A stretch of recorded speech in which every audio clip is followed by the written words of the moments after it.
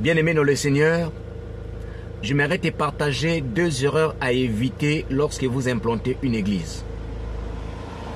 La première erreur, lorsque vous implantez une église nouvellement, cette église, si elle n'est pas affiliée à une église mère, c'est-à-dire qu'elle est une église mère elle-même, ne commettez pas l'erreur de vouloir vous comparer à une autre église.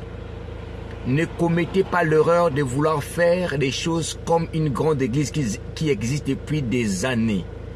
Vous allez souffrir. Vous allez vous fatiguer assez rapidement. Il faut aller tout doucement.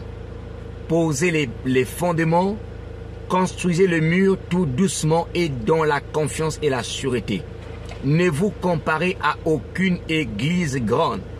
Ne cherchez pas à faire des choses comme les églises qui sont déjà stables, qui ont des équipes de louanges, les équipes de modération. Évitez ça, sinon vous allez vous fatiguer très vite.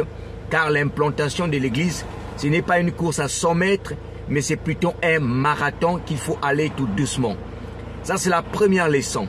Allez doucement, vous n'êtes en concurrence avec personne. Vous n'avez qu'une seule personne à qui vous rendez des comptes, c'est Jésus-Christ.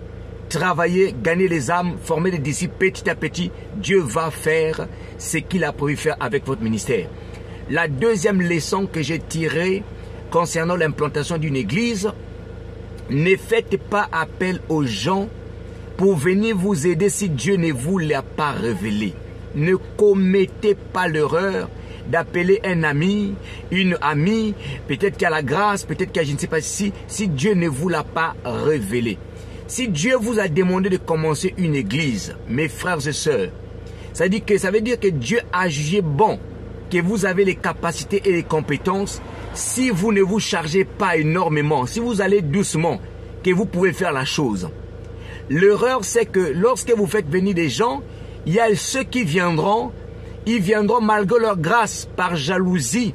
Ils seront avec vous, mais ils ne seront pas avec vous. C'est-à-dire qu'ils sont là, mais ils ne sont pas participatifs.